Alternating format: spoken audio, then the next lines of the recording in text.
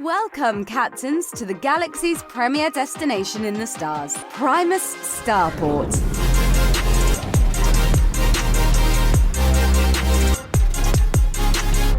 The starport was built by capturing a local ice comet and enclosing it in the now famous dome, creating the vibrant ocean oasis that's made Primus Starport the #1 galactic getaway for 5 cycles and counting.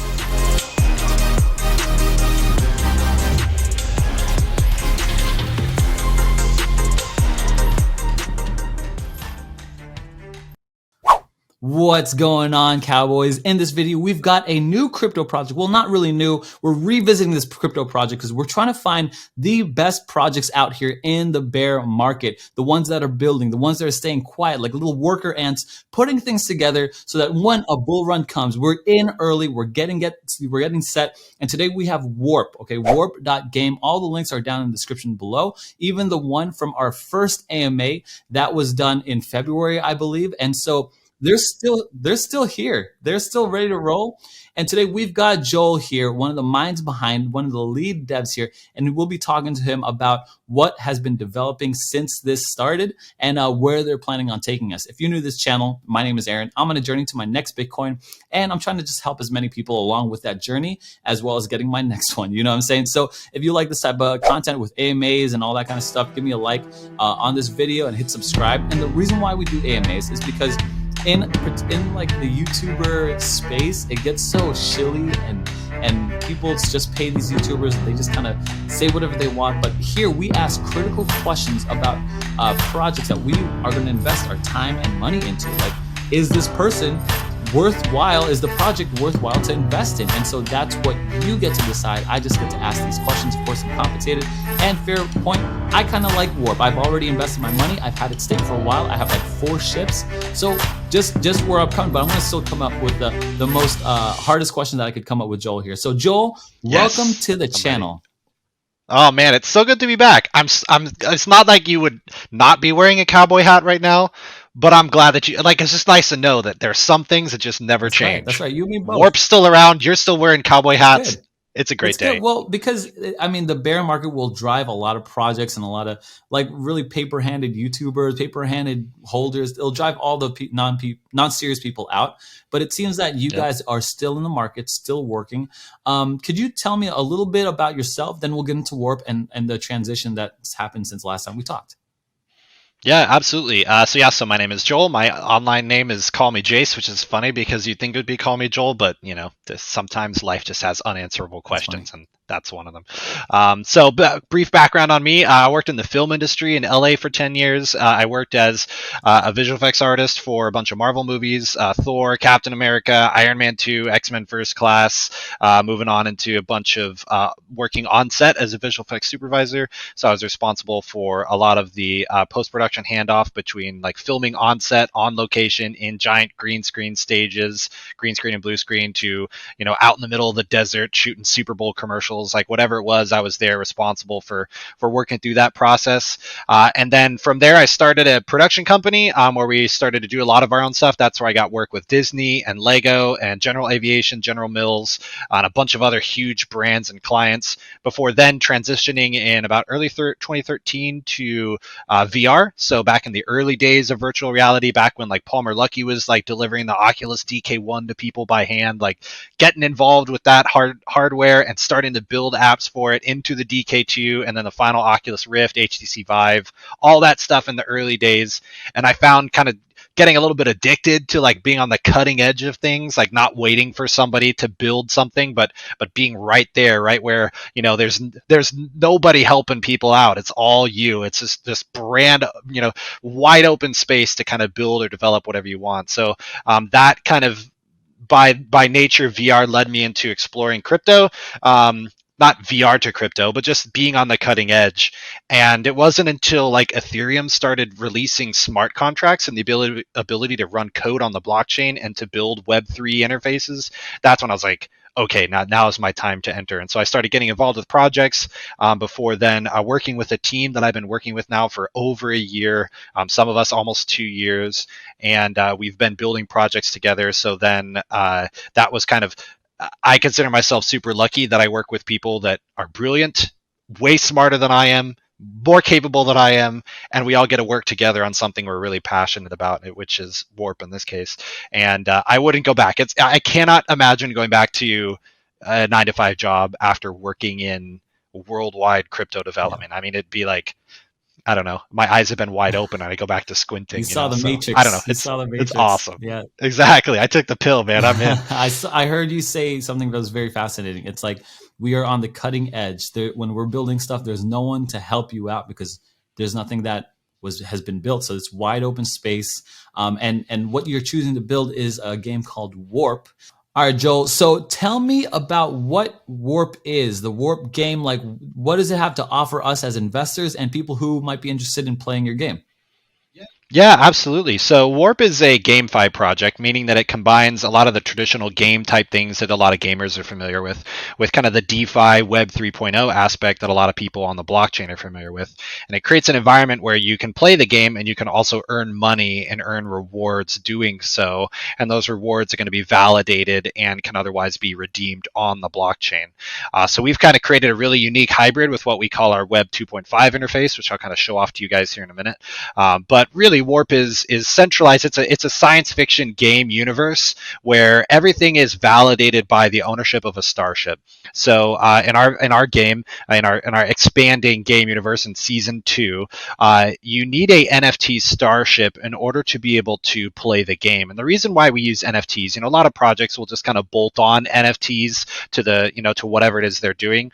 For us, NFTs are the core of the game experience because it validates that ownership of you owning that starship, of you being able to use it inside of our game environment. And the blockchain is kind of the perfect utility for verifying these ownerships because some of these ships may be worth quite a lot of money. And so it's great to be able to use the blockchain in that particular regard. But once you have a starship, it is the keys that unlocks kind of the bigger gaming ecosystem, our Warp, ever expanding Warp universe.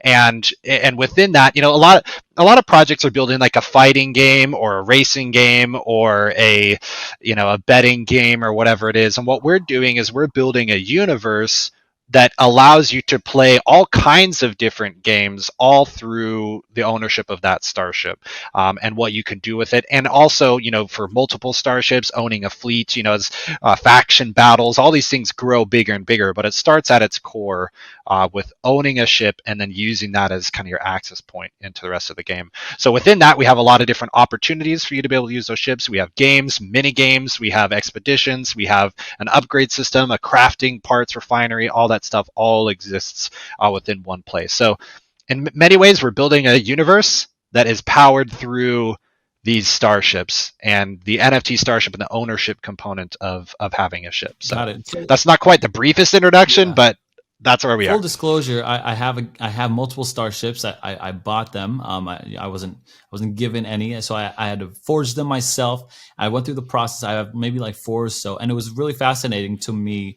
how finance is evolving, and now it's evolving to, or maybe game is evolving to finances, or finances. There's this clear mesh here, and this is something that you guys are doing yourselves. I'm personally staking. I think I'm staking. I took a starship. I landed it on a planet, and I guess it's getting back rewards or whatever. I don't fully understand all of it, but could you tell me a little bit about like what I can do with a particular starship? And I'm just going to cut to the chase. How much do you think I could make, or someone who's just starting? Like, give me a round part, ballpark. So obviously, we're not going to make exactly this figure, but what you've seen or what you're experiencing yourself, things what to expect as far as that goes. Yeah, totally. Well, one of the cool things that we did, and this is actually from a design from the very beginning, is that we wanted to create an iterative growing world through the form of seasons.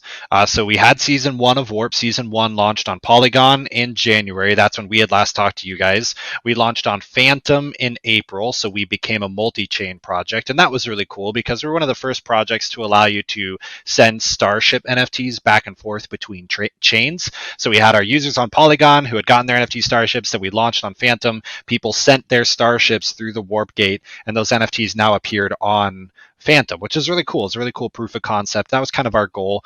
But now season 2 fundamentally shifts the entire warp ecosystem. When warp first started, we were taking advantage of a rebasing mechanic where we had bonding, we had staking, we had a lot of those kind of traditional DeFi components with some game elements kind of put on top in the form of building your ships. We had the first iteration of our battle arena, all that sort of stuff. But now season 2, it changes the entire economy fundamentally, and it creates a new ROI opportunity for our users to be able to make money off of owning a starship. And that is in the form of, your starship is composed of 3 different major parts: your hull, your bridge, and your engine. And each one of those have strength components ranging from 0 strength all the way up to 5,000 strength per component. And depending on how strong your starship is, that starship actually earns you free daily credits that you can claim inside of our starport ecosystem, which then you can use to play the game. So those credits can be used to upgrade your starship so you can get more strength and earn more each day. You can use those credits to buy fuel or repair your starship, fuel for expeditions, repairing your starship for battles, or then you can take those credits and you can bet them in the battle arena against another player who's betting their credits, and then the winner takes those home in the form of tokens that can now be withdrawn from the starport and sold on a DEX. And so what that means is that we've created a way where every starship now, instead of needing to buy and stake tokens, that starship is actually generating credits that can be used straight inside of the game. So we will have players who buy a starship and they never have to interact with the warp token whatsoever, other than playing the game, earning rewards, and then they can take those earned rewards and withdraw them straight to the blockchain. And it'll kind of make a little more sense when I show you my screen and kind of how it all works. But that is kind of a fundamental shift from the rebasing, bonding, and staking mechanic of season 1. But also season 2 and the season 2 warp token is the de facto ecosystem that will be, we have plans all the way out through season 5. And what we've built, the economy of season 2, is not only sustainable and scalable, but also now we really have a solid foundation to build really the game and the game type environment. So for users coming in, you're buying a starship. That starship immediately has claimable credits. Then 24 hours later, you claim more credits and you keep going. That's how you grow your credits, and then you can use those inside of the ecosystem. So can I talk more about the philosophy of this here? You said Yeah. season 1 was more like DeFi traditional heavy, right? The rebasing, the staking, all that kind of stuff. You build your thing and then you starship and then you just park it somewhere, was what I did, right? And then what was this always the plan to move into season 2 with the more of a heavier emphasis on games, like this betting system or this claiming system? Or was there a philosophical shift in the way you wanted to take warp? Yeah, that's a great question. One of the reasons why I love being on this channel is because you ask really great questions. So I'll get a little bit technical. When we originally built season 1 of Warp, especially we had like our battle arena, we were doing everything on the blockchain, which meant that every single transaction, from upgrading a ship to buying fuel to, the turn-based battle arena where you're fighting ships, turn by turn, everything was on the blockchain. So you'd submit a transaction, you pay gas, you'd sit and you'd wait. The RPC would update, then you'd see what happened, and then you could either do something else or kind of be done. And sometimes that could, you guys know what networks are like. Sometimes it could be 2 to 5 minutes between when you clicked a button and something actually happened. And so for us, we wanted to build something safe and secure and powered by the blockchain. Every transaction was visible. You could see the contracts, all that stuff. But that really wasn't a great environment to build a game upon. What we have been working on since day 1 was the technology that actually enabled us to use the warp gate. So the way the warp gate works became the foundation for building a game environment, because we wanted to attract and otherwise engage with people who are used to traditional game environments, but the incredibly slow transaction process on a blockchain really is off-putting, especially in a gaming environment. If I'm staking tokens and I'm staking 100 grand, I don't mind if it takes 6 minutes. Like, I want it to be safe and secure. If I'm refueling a starship, using fuel, which is otherwise not a sellable commodity, I don't need it to take 6 minutes. I want to click a button. I want my ship to be refueled. And so for us as a team, we always kind of knew that there was going to be a fundamental shift, but we were kind of building on and working on the technology to do so. And now we have it. So season 2 utilizes what we call our Web 2.5 architecture, and that is where you get the speed and the throughput of a traditional game environment while also being able to use the security and the stability of the blockchain to validate the elements that truly matter. So the way it works, and I'll show you guys here in a second, is when we have our starport, our Primus starport interface, you can deposit tokens into the starport.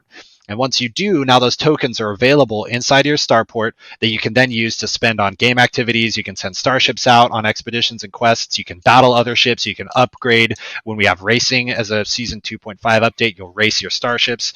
All of it happening where you click a button, something immediately happens. Yeah. But then buying and selling NFTs, creating new starships in the factory, withdrawing tokens on the blockchain to sell in a DEX, all of those are powered by the blockchain itself. And the cool thing is, we don't require a username and password for our users. We don't store any of that data locally. You actually sign a transaction. It doesn't cost you any money. And that's what creates your account inside of the Primus Starport ecosystem. And so as soon as we started building the fundamentals of that technology, now we're like, okay, now the games can come and the games can be fun. And so now we can create the economy that we truly want while also allowing our users to be able to make money. And so that it was a combination of a little bit of a philosophical shift, but we also knew like we weren't going to be a rebasing token for the rest of eternity. That was a very limited window. We shut down bonds relatively quickly because we wanted people to understand this is your way to get a starship, to start the project, to get your seed in, that sort of thing. And now we are growing it and growing it and growing it. And that's actually one of the things that's most exciting. You guys, I'll show off Primus Starport to you and your viewers. This is actually an exclusive look. We haven't really shown this off to anybody else yet outside of our dev and testing community. So you guys are going to get a nice exclusive first peek at how it's coming along. But one of the really cool things is that we were able to build the entire Primus Starport ecosystem, all this Web 2.5 interface in the 3 months since we launched Season 1. And if this is how far we've come in just 3 months, like 3 months from now when Season 3 is on the horizon, it's just going to be better and better and better. So I think that's we're really proud of it. Because what we were talking about was like, hey, no one's at the forefront of this stuff. So you had to build it. And this is normal for games, right? To build something. Yeah. And then evolve it with DLCs and stuff like that. And this is just normal wear and tear of a game, and then it evolves into something better than it first came out as.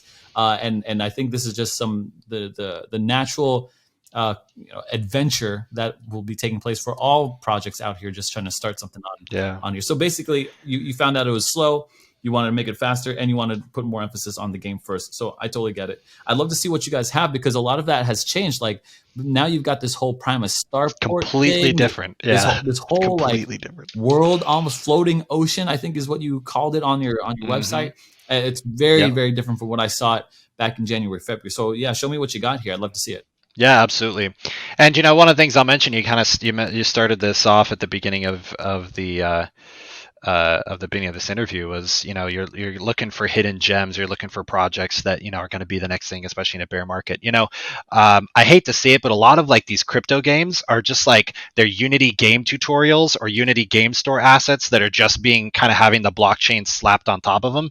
Everything that you guys see here has been completely designed from scratch by myself and the team. We haven't taken any other, we haven't taken somebody else's game or somebody else's tutorial and built this. Like, we've put so much love and attention and detail into this project so that our users will know, like, hey, we care about the little details and the little things as much as the big details and the big things. Like, a good example of this is like, here I am inside of Primus Starport, right? So I have all the different buildings and I can select kind of traditional point-and-click game environment. Primus Starport is what exactly? What am I looking at? Yeah, so Primus Starport, especially if you go to our website and you'll see kind of our overview video.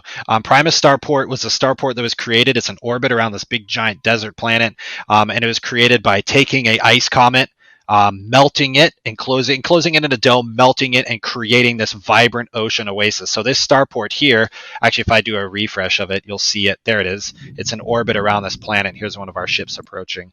So this is the Season 2 destination. It's kind of this cool utopia. We wanted to, a lot of sci-fi is like really grim, dark, dystopian, space marines versus aliens type of environment. And we wanted to build something that was like beautiful in a way that had like, it wasn't just it's sci-fi, and yeah, we will have different locations that are available, but for season 2 we wanted to build something that it felt like an amazing destination that people from all over the galaxy would all come to Primus Starport to dock and to spend a vacation or have a great time, and that's where kind of season 2 takes place. Cool. So, back kind of like the little details things I was mentioning, here, if you go to our settings, right, I can change it to night mode. So we actually take into account the user's current system time, or you can manually trigger it here.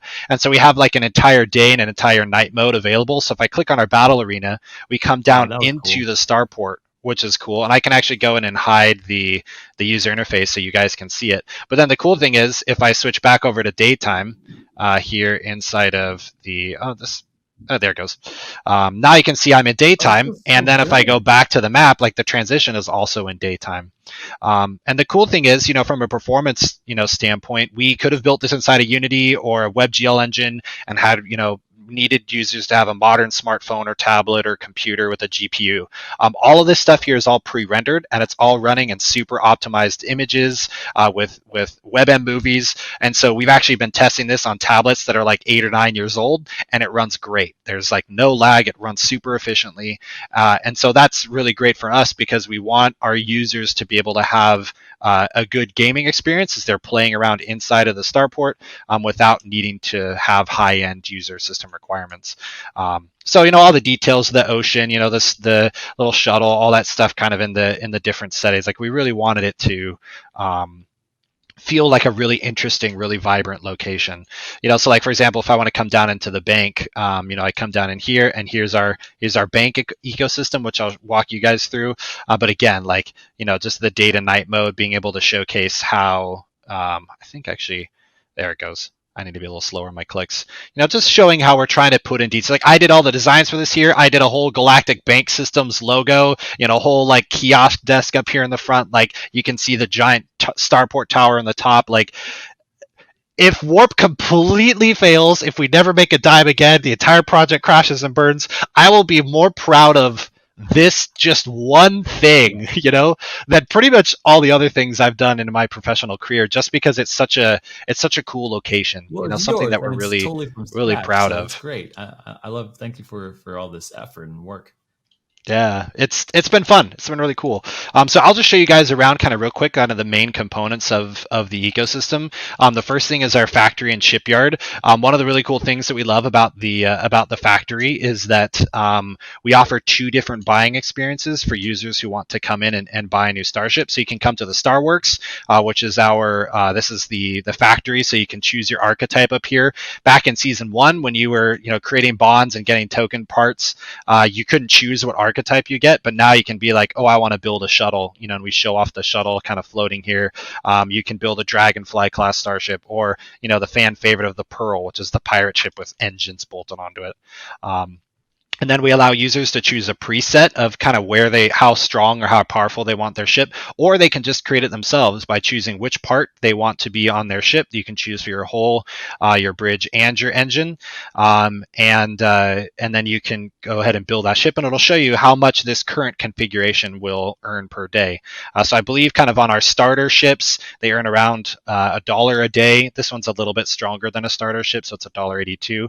And then if you build a Genesis class starship, it's $16.55 a day. So it's an investment on the front end, but it's worth it. And the cool thing is, because we're in a multi-chain environment, if you see up here, we have we're on Polygon, Avalanche, Phantom.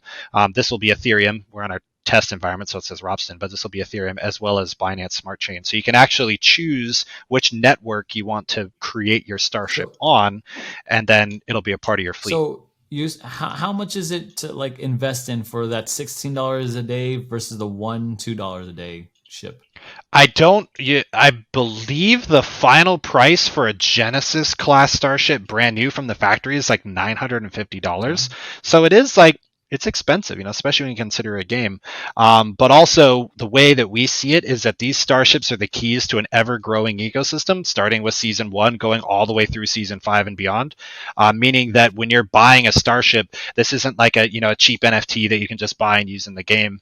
This is actually like, this is your ship, this is your thing. You name it, you build up its experience, you build up its upgrade parts. And so by having kind of an economy where it costs a premium to have a premium starship, that will it kind of sets us in the right mindset. That being said, we have our new Pioneer class starships which are coming out, which will really significantly lower the barrier to entry. I believe a Captain class starship comes in at around $100.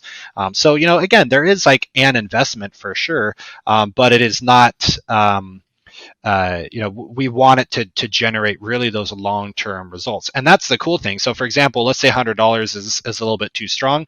You come over here to the shipyard. This is actually one of my favorite locations. If I go in and hide the interface, you can see I did the design here of all these wrecked starships in this kind of subterranean junkyard with like the shipyard sign flashing over here. But you can come in here and you can actually buy starships from other users. I think that maybe is how you got one, or maybe not. Maybe you had come in through bonding. But the cool thing is we are actually listing all starships from all chains that are currently for sale. So you can see here's a bunch of starships that are on BSC. Here's a couple starships that are available on Polygon. Earlier we were testing it. We had starships listed on Ethereum and on Avalanche. And so the cool thing is we showcase all of these in a single place. So if I wanted to buy this Polygon starship, you see it says continue on Polygon. You can't see it, but my MetaMask just popped up and said, do I want to switch networks? And so the cool thing is we make all users selling all starships available at all times. So it's like, imagine if OpenSea had every collection on every network in one place. And the cool thing is you can also search for like, I'm looking for like a specific archetype, or I'm looking for like a minimum amount of fuel, how much maximum fuel this starship has. So maybe I want a ship that's already got some fuel in it. And the cool thing is we'll update that now so you can see these are ships for sale that have fuel. So this can be a great place for people to come in and hunt for deals. In this, again, this is just our test network. So we were testing these, but you can see, somebody's selling this shuttle for 11 DAI. I doubt somebody will sell a shuttle this strong for only $11, but it's an option for users to buy and sell, and also for users to make an ROI. If you've come in and you've bought a $400 starship, you've increased its experience, you've added some upgrade parts to it, you've really built that chip up, then you can sell it to another player and you can get kind of that ROI back, which is cool. And then the cool thing is if I go back to kind of the main map environment here and come to our warp gate, the warp gate is that place that I mentioned to transition starships from one chain to the other. So you can see if I have a starship here, I can choose which network I want this starship to go to. Like I want to send it to Phantom, and then I can send it off, and then I will retrieve it down here. So we really create it where if you buy a starship on Polygon, you want to get them all back to your home network of Ethereum or whatever it is, you can do that straight through the warp gate, which is really cool. It's cool to give our players kind of that choice and that option. So to get into the ecosystem, if Yeah. someone's not in it yet, they have two options.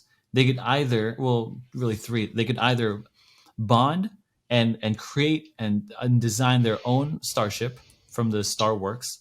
They could buy from already previously owned starship from the shipyard, or they can wait for you to come out with the next iteration that's very cheap, like $100. So the first ones right now are about $1,000. No, the first ones. So yeah, just to clarify in prices. So an entry level starship bought through the factory is $100. Unlike in previous, season 1 where you were bonding to get tokens, here there's no tokens, there's no bonds. It's literally just you buy a starship NFT for $100, and then I think our maximum is $950 or somewhere kind of right around in that range. If you want a completely maxed out ship that's going to earn you the most, or yeah, as I mentioned, you can buy it through the shipyard.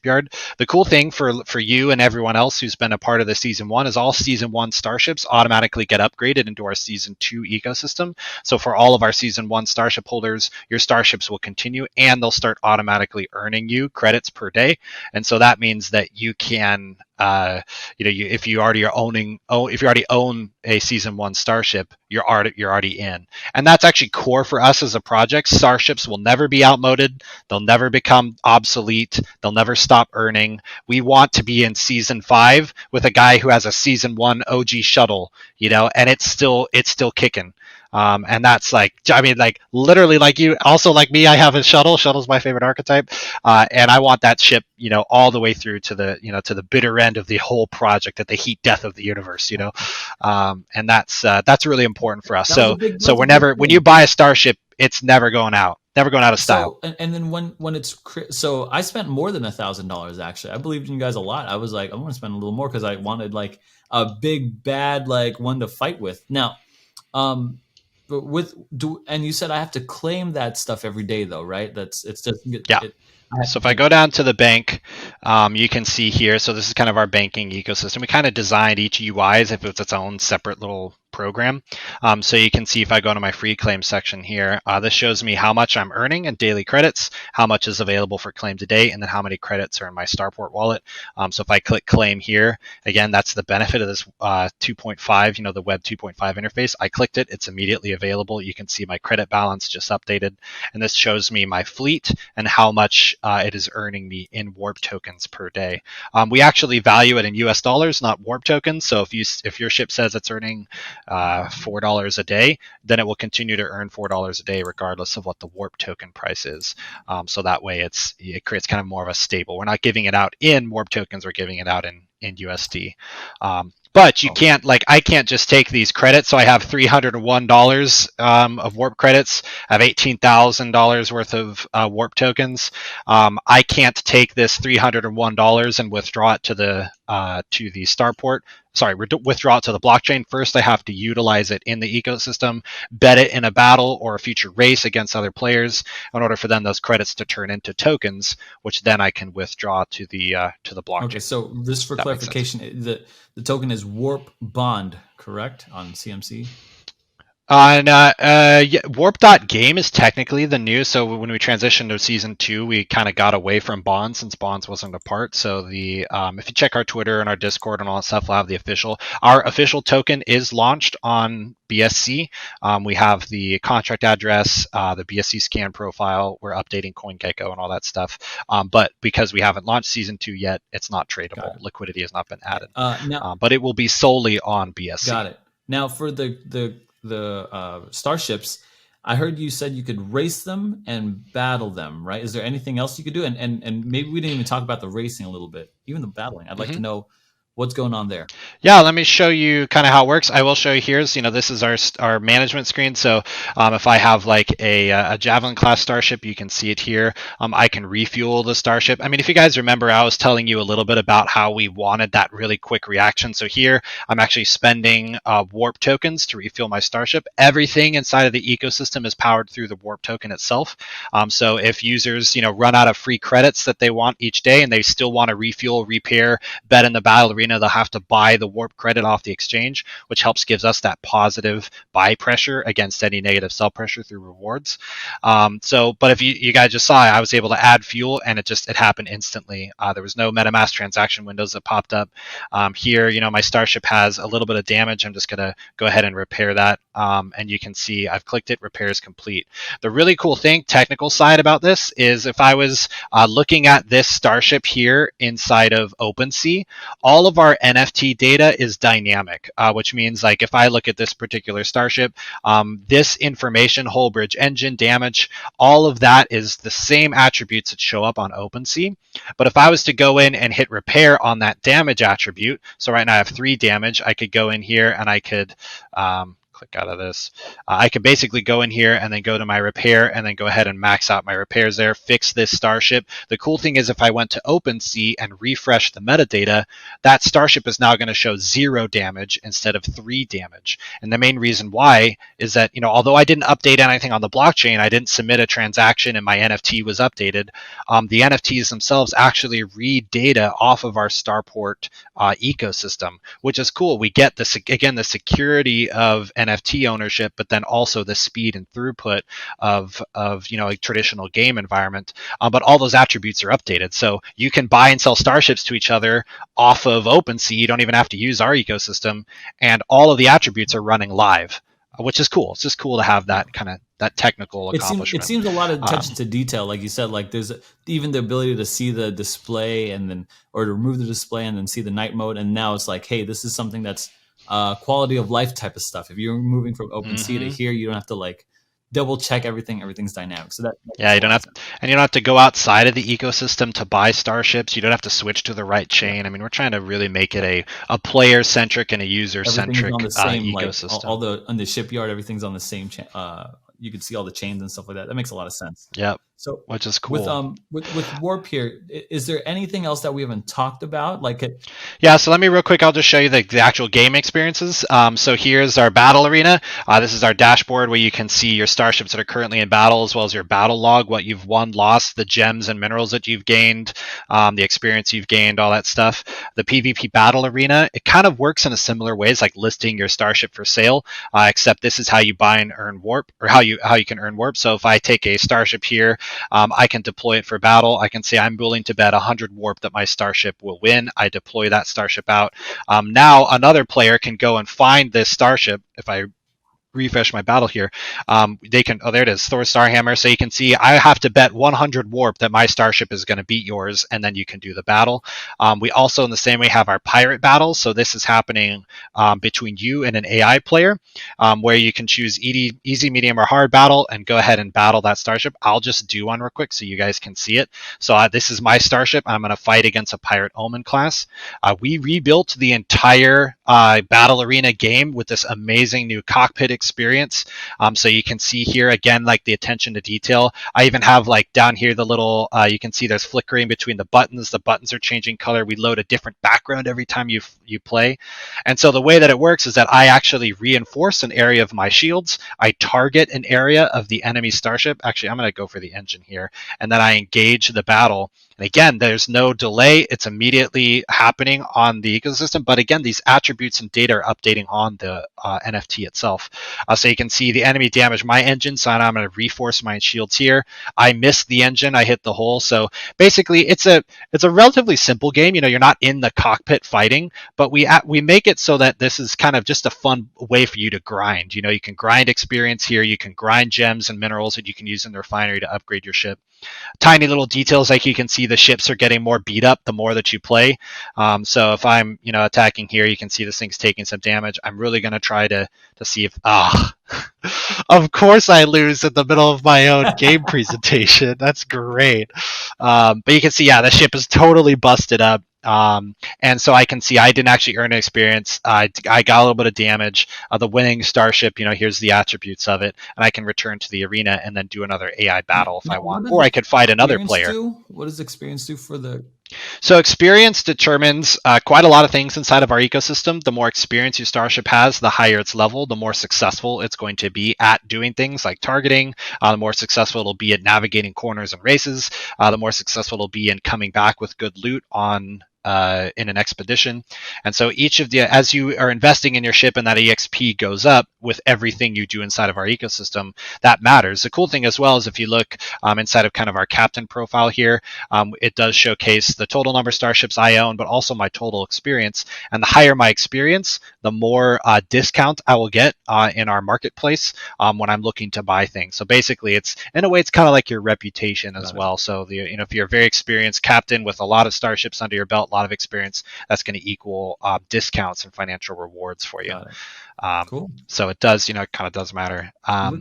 Going down into expeditions, this is our other main kind of star of the show is our expedition. This is a great, so if players want to come in and they want to grind the PvP battles, you know, get all those points, get all those rewards, and then in the end, they can send their starship out on a mission, on an expedition, and that expedition is great for passive gameplay. So I'll just choose, you know, a particular, let's see, where's one? So here's an expedition here. It gives me a little bit of a brief here that a ship is, you know, from Primus Starport's races are destroyed or disabled, need to be constantly cleaned up. You know, your ship has a ongoing contract to clean up the area. So the cool thing is we actually wrote 65 unique expeditions with them, and all of them come with really cool images. I'll show you in a second. You choose how much fuel you want to burn in the starship, and depending on how much fuel you burn, it determines how fast your starship returns. So at minimum fuel, it'll take 20 hours for this mission to complete. At maximum fuel, it'll take 2 hours. So I'm going to go ahead and start that expedition. So now my starship's starships out. So I could queue up my whole fleet at the end of the day, send them all out on expeditions, and then when I wake up the next morning, I can claim them from their expeditions. I'll show you kind of what that looks like to have a starship that's finished. I think I have one here. Yeah, so pending retrieval.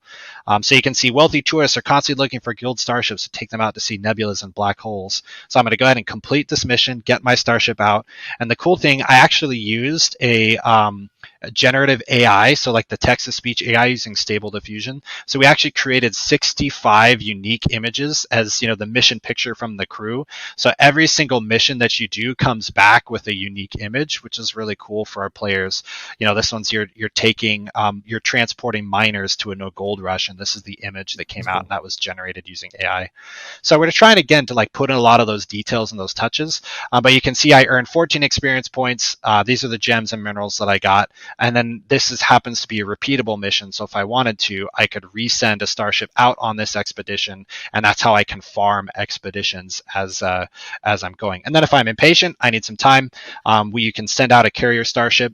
At the longer that or the shorter that timer is in a percentage, the less it costs. But if I wanted to, I could send a carrier starship out. It'll cost me 500 warp tokens, but now that starship's going to return in 2 minutes from an expedition. So if you have a lot of credits or you have a lot of warp tokens and you want to spend them, you can get your starships back faster, which is kind of a cool thing we give our users. And then those gems and minerals that you use inside of the starport can be used here in the refinery. We're actually this is our alpha refinery. Our beta refinery is a cool mini game that's not quite. I was hoping I was going to have it done by the time I showed you guys how it worked, but it didn't. In the meantime, you can just see, like, if I wanted to buy racing fuel interchange, this is the amount of gems that I would need in order to be able to build it, and then I can craft that part, and then back inside of the hangar, I can then take one of my starships. Let me find one that can actually use an upgrade part. Oh yeah, here we go. This guy will work. And then I can go to upgrade, and you can see I have an upgraded afterburners part. It's going to take my current engine from 500 strength to 575. So I'm going to go ahead and apply that upgrade. Oh, well, my starship's in a battle. This is the one that I listed in the battle earlier, so I can't actually. So I'd first withdraw it, and then my starship is upgradable. So that just kind of showcases a little bit of like what we're doing in terms of giving our players kind of the choice to use the rewards that they're getting from quests and expeditions and battles inside of the universe. Finally, last two things, the Galactic Club. This is where our players can engage. This is where we're going to have our mini games, where we have kind of our fun ways to utilize your credits. There's cool club music that's playing right now. I have all the volume muted so we don't bother you guys, but this is just kind of a cool environment where kind of an expansionary gameplay is going to exist. Also, our arcade, we have a 100-person multiplayer arcade that's going to live here when the Galactic Club goes live. And then the final thing is the racing center. The racing center is coming in as a season 2.5 update. It's not going to be ready in time for launch. So this is going to be a place where we allow our users to do starship racing, kind of like horse racing, and then also users who either don't have starships or who don't want to participate in races. Maybe their starships are like battleships and they're not really good for racing. Well, you can actually bet on other players in daily or weekly races, and then you can take your earnings from that betting pool on the form of warp tokens or warp credits. So it's really kind of a cool way for people to both race as well as participate in races without needing a powerful racing ship in order to win. Yeah. So that's first of all, I love how it's moving in and out. Like, it really brings you pretty cool, right? into it. So you've got the club thing, the club arcade thing, the expeditions, the battling, the racing will be 2.5.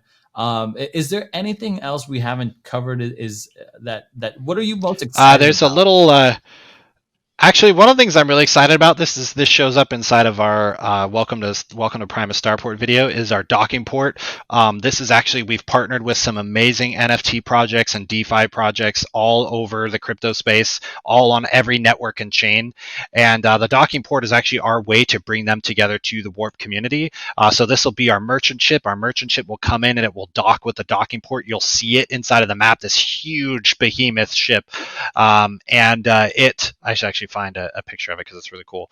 But the cool thing about that is that it allows us to be able to have kind of our own internal marketplace where artists who are creating cool NFTs exclusively for Warp, or people who want to launch new projects, and we have like a token launch project, all that stuff can come in through the merchant ship. So it's a traveling merchant ship that goes from galaxy to galaxy, picking up their wares, and they can sell it to players who want to buy it. Anything from PFPs to new token launches to exclusive collaboration NFTs, all that stuff kind of all happens here. And I think it's really cool. It's really cool to be able to have our partners are really excited about it. They really want to see what it looks like to be able to sell inside of the game environment where people do come to the starboard. So here, I think I'm going to mute this here. But you can see this is just our test video. But yeah, if you come here to the docking port, actually, I've got the video. Yeah, here it is. So you can see the big giant ship approaching the station. And this is, again, just a way for us to be able to offer a new experience to our players who want to come in and buy things, inside of our game. So that actually is racing, I'd say, is probably the thing I'm the most excited about. And then the docking port would actually be the next. That's pretty cool. Well, that offers a lot of partnership availability. You're building into the game, the ecosystem, the ability to like, hey, you know what? This is how you would easily fit into our ecosystem. So that seems all like really interesting. The crazy thing is that I've seen season 1, and this is just leagues above. It's very different. It's not even the same game here. I mean, same type of concept. You're in space and you're using ships and stuff like that. But it really isn't, and it shows like all the hard work that you guys are pouring into, especially all the details. Yeah, can you believe from start to finish, 3 months of development for that entire thing? All the contracts, all of the visuals, all the integrations. Technically 2.5 months, I'd say, primary development, but yeah, 3 months for a whole team. So I'm really hoping that the people who come in and they even look at the price of a starship and go, man, $100 to buy a starship or whatever. Like, you're investing really in a project that is growing exponentially. And if this is how good it is in 3 months, season 3, I'm also excited about. I mean, there's so many things that we're building and we're doing, and we really invite the community to come along for the ride, and make money, which is also awesome. But this is a project that has a lot of growth potential, and we want people to come in and see that growth potential, to invest in a starship.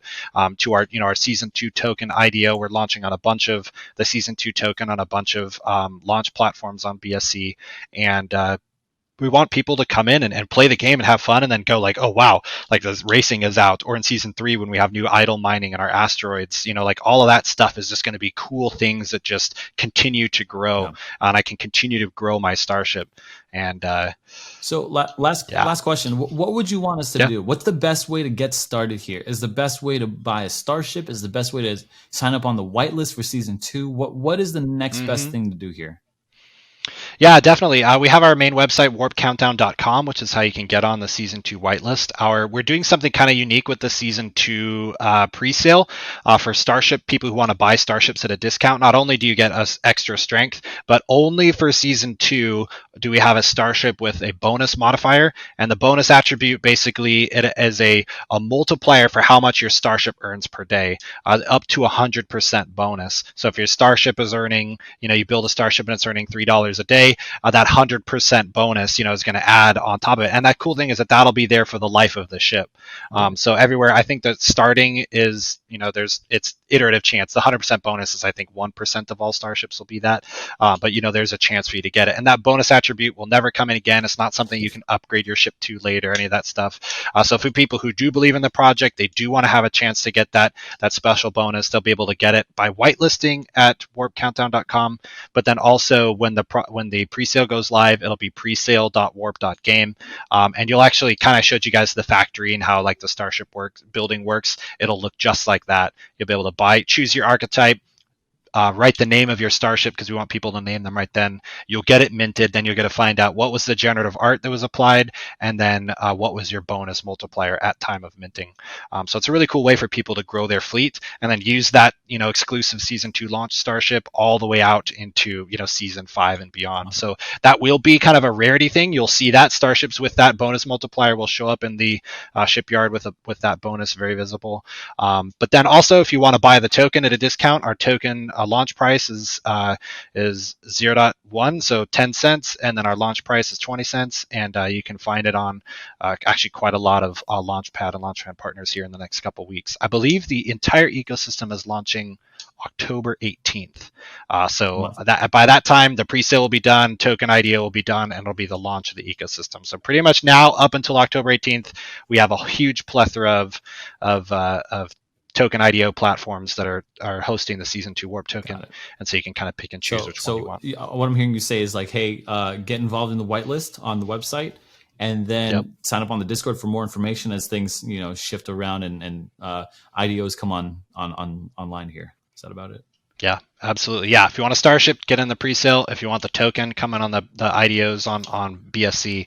And otherwise, yeah, Twitter, I think, is probably the single best place for information.